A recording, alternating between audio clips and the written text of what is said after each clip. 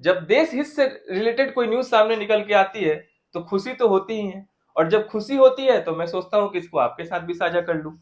तो इसी तरह का कुछ खुशखबरी आज सामने आया है और इसी पे हम लोग आज समझिए कि चर्चा करने वाले हैं। तो नमस्कार दोस्तों, मैं हूं विवेक कुमार और एग्जाम प्रेप जोन में आपका बहुत बहुत स्वागत करता हूं। तो अभी जो रिसेंट में यूनाइटेड नेशन का ये रिपोर्ट सामने निकल के आया है कि इंडिया ने रजिस्टर्ड किया है एकदम रिमार्केबल रिडक्शन किसमें, पोवर्टी में। गरीबी जो है हम लोगों का देश में, अगर हम लोग आज से 15 साल पहले का बात करें तो इस 15 सालों में इंडिया ने एक गजब का टारगेट फुलफिल किया है। लगभग 415 मिलियन लोग ऐसे हैं जो कि अब पोवर्टी से बाहर आ चुके हैं, गरीबी से बाहर आ चुके हैं। जो कि 415 मिलियन मतलब कितना हो गया कि 41.5 करोड़, 41.5 करोड़ लोग हो गए टोटल। आज के डेट में अगर हम लोग बात करें तो इंडिया जो है ना वो पूरा भैया वर्ल्ड में छा गया है। मतलब हम लोग जो पॉपुलेशन वाइज ऐसे तो हम लोग वर्ल्ड में छाए हुए हैं ही अभी भी, क्योंकि जो हम लोग का ग्रोथ रेट है, जो हर जगह से हम लोग का बताया जा रहा है, जो इंडिया का पोटेंशियल है आने वाला समय में, ये काफी बहुत अच्छा दिखाया जा रहा है। इसका जो अनुमान लगाया जा रहा है कि आने वाला फ्यूचर तो अब इंडिया का ही होगा। उसी के साथ साथ जिस तरह से हम लोग ग्रो कर रहे हैं वैसे वैसे हमारा पॉपुलेशन भी ग्रो कर रहा है। हमारा पॉपुलेशन भैया अब हो गया है 142.9 करोड़, मतलब 143 करोड़ के साथ हम लोग आज के डेट में पूरे वर्ल्ड के सबसे मोस्ट पॉपुलस कंट्री बन चुके हैं। आज खैर आज हम लोग जिस टॉपिक पे हम लोग जुड़ने मतलब जो बात करने आए हैं वो है कि अभी यूनाइटेड नेशन का रिपोर्ट आया है कि 415 मिलियन लोग ऐसे हैं जो कि 15 साल के अंदर ही, इंडिया का ये बहुत गजब का अचीवमेंट रहा। 15 साल के अंदर हम लोगों ने 415 मिलियन लोग ऐसे थे जो कि पॉवर्टी से बाहर आ गए। और ये सिर्फ और सिर्फ इनकम रिलेटेड पॉवर्टी से नहीं बात कर रहा है, गरीबी का मतलब कि कौन कितना कमा रहा है और कौन कितना नहीं कमा रहा है। सिर्फ और सिर्फ ये इनकम से रिलेटेड नहीं है, ये एक मल्टी डायमेंशनल पॉवर्टी इंडेक्स निकाला है यूनाइटेड नेशन, और उसके साथ जो ऑक्सफोर्ड में जो है वो भी साथ में मिल करके उन लोगों ने ये मल्टी डायमेंशनल पॉवर्टी इंडेक्स निकाला है, जिसमें सिर्फ और सिर्फ इंडिया ही नहीं 25 और भी ऐसे देश के बारे में बात की गई है जिन्होंने यही सेम अचीवमेंट उन्होंने भी फुलफिल किया है। 25 सालों के अंदर, सॉरी 15 सालों के अंदर उन लोगों ने अपने कंट्री में का जो गरीबी है उसको लगभग आधा कर दिया है। अगर हम लोग अपना इंडिया का बात करें तो 2005 से 6 के बीच में, जब 2005 से 6 के बीच का हम लोग अगर बात करते हैं तो 645 मिलियन लोग ऐसे थे, यानी 64.5 करोड़ लोग ऐसे थे जो कि गरीबी रेखा में, मतलब जो पॉवर्टी में आते थे, वो मल्टी डायमेंशनल पॉवर्टी में। लेकिन आज के डेट में जब हम लोग 2019 से 21 का बात करते हैं तो ये जो नंबर है 645 मिलियन का जो नंबर है ये अब रिड्यूस होकर के सिर्फ और सिर्फ अब 230 मिलियन रह गया है। ये हम लोग का जो देश है इसका एक ट्रेमेंडस एफर्ट दिखाया जा रहा है, एक गजब का एफर्ट दिखाया जा रहा है कि हम लोगों ने इस फील्ड में अच्छे से काम किया और हम लोग अपने देश को आगे लेकर के आ पाए हैं। हमारी बहुत सारी ऐसी पॉलिसीज रही, बहुत सारा ऐसा वेलफेयर स्कीम्स रहा जो कि इन चीजों में बहुत ज्यादा हेल्प किया है। अगर हम लोग बात करें कि 2005-6 के टाइम का, तो अगर हम लोग ओवरऑल पॉवर्टी का बात करें पूरे इंडिया के लेवल का, अगर परसेंटेज में अगर हम लोग इसको बात करते हैं तो ये 55.1%, मतलब समझिए कि जितने भी लोग थे उसमें से आधा से ज्यादा लोग पॉवर्टी में आते थे। लेकिन आज के डेट में अगर 15 साल बाद का हम लोग बात करें तो ये नंबर अब रिड्यूस, ये जो परसेंटेज रिड्यूस होकर के अब सिर्फ 16.4% रह गया है। अब देखिए, मैंने आपको जैसा बताया कि सिर्फ और सिर्फ इनकम के क्षेत्र में ही पॉवर्टी को नहीं नापा जाता है कि कौन कितना कमाता है, मतलब कि गरीबी को नहीं नापा जाता है कि कौन कितना कमाता है और कौन कितना कम कमाता है या ज्यादा कमाता है, इससे उतना ज्यादा हर चीज में फर्क नहीं पड़ता है। लेकिन अगर डेप्रीविएशन देखा जाए, जो गिरावट देखा जाए गरीबी में, तो वो हर एक इंडिकेटर से, मतलब हर एक सेक्टर में, मतलब सेक्टर सॉरी हर एक इंडिकेटर्स में हमने देखा कि वो कम हुआ है। चाहे वो न्यूट्रिशन के फील्ड में हो, कि जो आज से 15 साल पहले का अगर हम लोग बात करें तो उस टाइम पे 44.3% लोग ऐसे थे जिनको अच्छा न्यूट्रिशन भी नहीं मिल पाता था। लेकिन आज के डेट में वो सिर्फ और सिर्फ 11% रह गया है। अगर हम लोग चाइल्ड मोर्टेलिटी की बात करें, जो बाल मृत्यु दर का अगर हम लोग बात करें, तो ये उस टाइम पे 4.5% था, जो कि आज के डेट में सिर्फ और सिर्फ 1.5% रह गया है। इसमें भी बहुत ज्यादा गिरावट देखने के लिए मिला है। जो स्कूल का अटेंडेंस हो गया, या कुकिंग फ्यूल जो नहीं मिलता था लोगों को, जो आज के डेट में अगर अब अभी कुछ साल पहले अगर हम लोग देखें तो अभी भी गांव में हम लोगों को ये चीज देखने के लिए तो मिलता ही है। लेकिन अगर पहले और ज्यादा देखें तो जो फॉसिल फ्यूल होता है, कहने का मतलब कि या कोल हो गया या लकड़ी हो गया, लोग काट करके उसको जलाते, उससे तो एक तो क्लाइमेट पे असर पड़ता ही था, उसके साथ साथ लोगों के अपने शरीर पे भी उसका बहुत ज्यादा इम्पैक्ट पड़ता था। और जो खाना बनाने वाली महिलाएं होती थी, उनको बहुत ज्यादा इसको फेस करना पड़ता था। इसमें भी बहुत ज्यादा गिरावट देखने के लिए मिला है कि उस टाइम का अगर हम लोग बात करें तो ये 52 पॉइंट मतलब 53% लोग ऐसे थे जिसको सिलेंडर गैस अवेलेबल नहीं था, एलपीजी गैस अवेलेबल नहीं था, वो लोग फॉसिल फ्यूल पे खाना बनाते थे। आज के डेट में सिर्फ और सिर्फ 11.3% ऐसा रह गया है। अब सबको सेफ ड्रिंकिंग वाटर मिल रहा है, उस टाइम पे ऐसा नहीं था। इलेक्ट्रिसिटी में भी हम लोगों को ट्रेमेंडस डेवलपमेंट देखने के लिए मिला। उस समय 30%, आज से 15 साल पहले 30% लोग ऐसे थे जो कि विदाउट इलेक्ट्रिसिटी आज भी अपना जीवन को किसी तरह से चला रहे थे। लेकिन आज के डेट में देखा जाए तो ये 29% से लेकर के सिर्फ और सिर्फ अब 2.1% रह गया है, लोग ऐसे रह गए हैं जिनको इलेक्ट्रिसिटी का सुविधा अभी अवेलेबल नहीं है। हर किसी के लिए safe drinking water, sanitation facility available. आज के भी डेट में देखें अगर आप सैनिटेशन को, उस टाइम में 50% लोग ऐसे थे जिनके पास अच्छा सैनिटेशन का सुविधा नहीं था अवेलेबल, लेकिन आज सिर्फ और सिर्फ 11.3% रह गए हैं। तो यही मल्टी डायमेंशनल जो पॉवर्टी का इंडेक्स है, यही हुआ कि आप हर फील्ड में इस चीज को आप जज कर रहे हैं, चाहे वो एजुकेशन के मामले में हो, हाउसिंग का मामला में हो, या हेल्थ से रिलेटेड हो, या हर चीज से रिलेटेड अगर हम लोग उसका बात करते हैं तो वो मल्टी डायमेंशनल में आता है। ठीक है, वही सेम चीज इसमें भी यहाँ पे भी नीचे लिखा हुआ है कि जो 44.3% लोग ऐसे जो न्यूट्रिशन अवेलेबल नहीं था, वो चाइल्ड मोर्टेलिटी, और जो अब 11.8% पे आ गया है। और इसके वजह से इसका एक गजब का इम्पैक्ट हम लोगों को देखने के लिए मिला है कि जो बच्चे हैं उनके जीवन पे भी इसका काफी असर हम लोगों को देखने मिला। और बच्चे ही हमारे देश के भविष्य हैं, उनको सही न्यूट्रिशन, उनको सही एजुकेशन मिलना बहुत ज्यादा जरूरी है, नहीं तो आने वाला जो भविष्य होगा देश का, वो काफी खतरा में पड़ जाएगा। अगर हम लोग बात करें बिहार का, तो इसमें बहुत अच्छा, इसमें बिहार का तारीफ किया जा रहा है, ये अच्छा होना भी चाहिए। लेकिन जो टॉप टेन क्या कहा जाए, जो गरीब स्टेट है पूरे इंडिया में, उसमें बिहार जो है सबसे लास्ट नंबर पे आता है। मतलब पूरे इंडिया में जितने भी स्टेट्स हैं उसमें सबसे लास्ट नंबर पे बिहार आता है।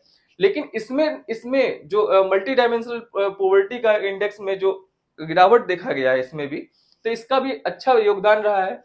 2000 मतलब आज से 15 साल पहले 2005-6 में ये 77.4% हुआ करता था, जो कि आज के डेट में मतलब आधा से ज्यादा, मतलब 75% से भी ज्यादा लोग ऐसे थे जो कि मल्टी डायमेंशनल पॉवर्टी के शिकार थे। लेकिन आज अब ये सिर्फ और सिर्फ 34% रह गया है। इसमें काफी मात्रा में गिरावट देखने के लिए मिला है। देखिए, अगर किसी भी देश या किसी राज्य को अगर आगे बढ़ना है, उसमें तो चैलेंजेस तो सामने आएंगे ही, लेकिन वहां का क्या पॉलिसी बनता है, उस देश का क्या पॉलिसी होगा, उस देश में किस तरह के वेलफेयर स्कीम्स चलाए जा रहे हैं, और वो जो वेलफेयर स्कीम है वो कितना जो ग्राउंड लेवल तक पहुंच पा रहा है, इस पे बहुत डिपेंड करता है कि वहां के लोगों का जो हर तरफ से जो उसका सफलता होगा वो किस पे उसी पे डिपेंड करेगा, जो भी जिस तरह की पॉलिसीज हमारी सरकार बनाएगी। खास करके जो ऐसा तबका है जो कि अपना देख रेख नहीं कर सकता है, उनके ऊपर तो इनका और भी बहुत ज्यादा इम्पैक्ट पड़ता है। तो अब इसमें चैलेंजेस से तो घिरा हुआ है ही। इसमें वेस्ट बंगाल एक ऐसा कंट्री है, देखिए, जो 10 जो राज्य का मैंने बात किया आपके साथ, वो 10 ऐसे स्टेट है जिसमें वेस्ट बंगाल भी पहले आया करता था। लेकिन वेस्ट बंगाल आज वो 15 साल के बाद, यानी 2019 से 21 के बीच में अगर बात किया जाए, तो सिर्फ और सिर्फ वेस्ट बंगाल एक ऐसा राज्य है जिसने ये पॉवर्टी से अब छुटकारा पा लिया है। मतलब मल्टी डायमेंशनल पॉवर्टी में बहुत कम, अब बहुत गिरावट रह गया है, अब ज्यादा प्रॉब्लम वहां पे नहीं रह गया है। लेकिन अगर हम लोग बात करें बिहार, झारखंड, मेघालय, मध्य प्रदेश, उत्तर प्रदेश, चंडीगढ़, राजस्थान, सॉरी चंडीगढ़ में हूँ, छत्तीसगढ़, उड़ीसा, राजस्थान, तो इसमें आज भी बहुत सारे चैलेंजेस हैं। आज भी लोगों को के ऊपर काम करने की बहुत जरूरत है। खास करके ग्राउंड लेवल पर, और ये मल्टी डायमेंशनल जो पॉवर्टी है इसको इरेडिकेट करने के लिए इसमें अभी और भी काम करने की जरूरत है। अब जब कोरोना का फेज आया, तो बहुत सारा महामारी देखने के लिए मिला। इतना लोग परेशान थे, सब कोई अपने घर में पैक, कोई काम नहीं हो पा रहा है।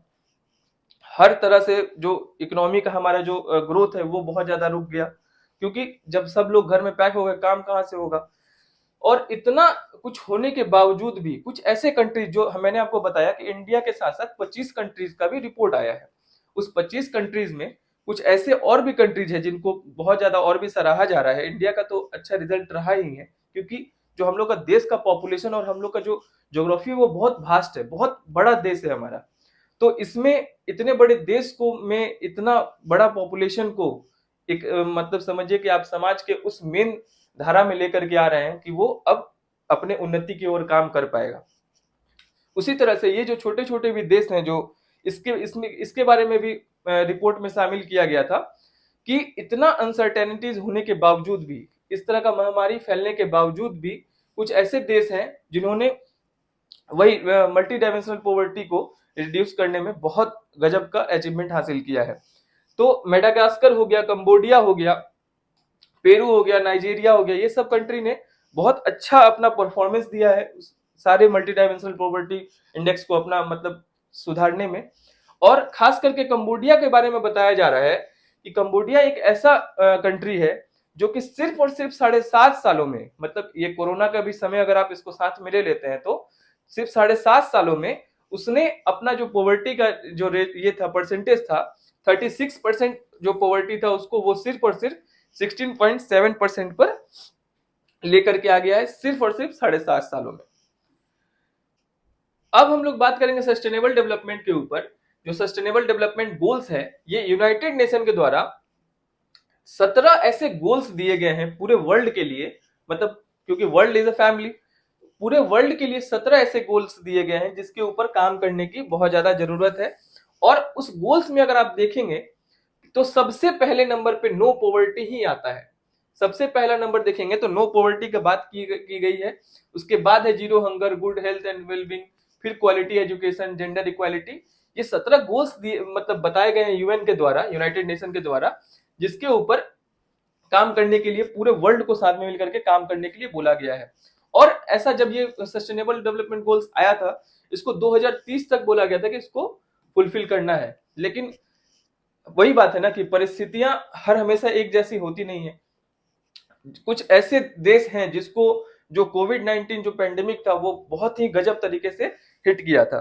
तो यहाँ पर जो बात किया जा रहा है कि जो चाइल्ड मोर्टेलिटी है और जो चाइल्ड का न्यूट्रिशन है, चाइल्ड का एजुकेशन है, और चाइल्ड को हर चीज, मतलब जो बच्चे हैं उसको हर तरह से उसको मजबूत किया जा सके, क्योंकि बच्चे ही मेन भविष्य होंगे आने वाले समय में। बच्चे ही, जो बच्चे आज के बच्चे अगर उनको अच्छा एजुकेशन नहीं मिलता है, उनको अच्छा न्यूट्रिशन नहीं मिलता है, तो फिर उनका भविष्य खतरे में होगा। वही बच्चे जब बड़े होंगे तो वो अपना इकोनॉमी में अपना योगदान दे करके देश में वो और आगे बढ़ाने में हेल्प करेंगे। तो ये इसके ऊपर ज्यादा फोकस देने की बात की जा रही है बच्चों के ऊपर, क्योंकि एमपीआई जो ये जो मल्टी डायमेंशनल पॉवर्टी इंडेक्स जो निकल के सामने आया है, तो इसका अगर हम लोग ओवरऑल बात करें तो इसमें 50% ऐसा पॉपुलेशन है जो आज भी जो मतलब कुछ तो लोग निकल गए बाहर, जिसपे मतलब कुछ लोग जैसे 415 मिलियन लोग ऐसे हैं जो कि इस इंडेक्स से अब बाहर निकल चुके हैं, उनको हर चीज अब धीरे धीरे अवेलेबल हो रहा है। लेकिन कुछ ऐसे भी लोग हैं जो 230 मिलियन का पॉपुलेशन इंडिया के लेवल पे अगर हम लोग बात करें, तो उनका वो ऐसे भी पॉपुलेशन है जो आज भी अभी भी कहीं ना कहीं वो पॉवर्टी से, गरीबी से ग्रसित है। उसमें जो आधा पॉपुलेशन बताया जा रहा है कि वो बच्चों का है, और उसके ऊपर ज्यादा काम करने की बात की जा रही है कि जो ये प्रेसिंग इशू बन गया है, इसके ऊपर काम करने का ज्यादा जरूरत है। आगे अगर हम लोग बात करें तो इंडिया का बहुत सारा ऐसा ऐसा स्कीम्स रहा है जिसके ऊपर काम किया गया है पहले से भी, चाहे वो वेलफेयर, जो भी वेलफेयर स्कीम्स है, जैसे कि आप देखें प्रधानमंत्री कौशल विकास योजना, जो स्किल डेवलपमेंट का प्रोग्राम हमारे देश में चलाया जा रहा है, जो आयुष्मान भारत, जो हेल्थ से रिलेटेड स्कीम्स है, तो ये सारा जो है मिल करके इंडिया को एक अलग प्रोग्रेस की ओर लेके जा रहा है। और आने वाला समय जैसे कि मैंने पहले आपको बताया कि वो इंडिया का ही होने वाला है। बस इसके लिए हम सबको साथ मिल करके एक डिटर्मिनेशन के साथ और इनोवेशन के साथ आज का जो टेक्नोलॉजी है उसको भी समझने का हर किसी को बहुत ज्यादा जरूरत है, क्योंकि टेक्नोलॉजी से पीछे जो भी भागेगा वो और पीछे रह जाएगा। अगर हम लोग हर कोई साथ में मिल करके अवेयर होकर के देश में अपने अपने लेवल पे योगदान देते हैं तो जरूर है कि आने वाला समय सच में हमारा ही होगा और हम लोग हर क्षेत्र में आगे बढ़ेंगे। और जो गरीबी है ये एक शब्द मात्र नाम का रह जाएगा और ये एक तरह से समझिए इतिहास बन जाएगा। क्योंकि जब इकोनॉमी में अच्छा परफॉर्म करने लगता है, जब कोई भी देश का इकोनॉमी अच्छा परफॉर्म करने लगता है वो कैसे करेगा, वहाँ के लोग हैं वही उस इकोनॉमी में अपना योगदान देकर के उस देश को बढ़ाने में और हेल्प कर रहे हैं। तो हर किसी को साथ मिलकर के काम करने की जरूरत है और जो भी अपने लेवल पे जहां पर भी हेल्प हो सके, चाहे कोई गरीब बच्चा है या किसी भी आप गरीब को देख रहे हैं, जो ही आपसे संभल पड़े आप उसको हेल्प कर सकते हैं। एक बुक तो आप जरूर खरीद के दे सकते हैं, अगर एक नहीं है तो एक टाइम का खाना तो जरूर खिला ही सकते हैं। जो भी अपने लेवल पे हेल्प हो सके आप हर किसी को साथ में मिल करके काम करने की जरूरत है और देश को एक विकासशील प्रगति एक गति देने की जरूरत है और उसको आगे बढ़ाने की जरूरत है। तो आज के लिए बस इतना ही। टॉपिक कैसा लगा आप मुझे बता सकते हैं। अगर कुछ समझने में दिक्कत हुई तो मुझे आप कमेंट सेक्शन में बता सकते हैं, मैं उसे आगे से ऐड कर दिया करूंगा। नेक्स्ट टॉपिक किस वीडियो में बनाऊं नीचे कमेंट सेक्शन में बताना आप। अगर वीडियो अच्छा लगा है तो लाइक सब्सक्राइब और शेयर प्लीज कर दीजिएगा। इससे क्या होता है कि एक मोटिवेशन बना रहता है और आगे काम करने का और नया नया टॉपिक आप पे काम करने का मन करता है। तो थैंक यू सो मच। आज के लिए बस इतना ही।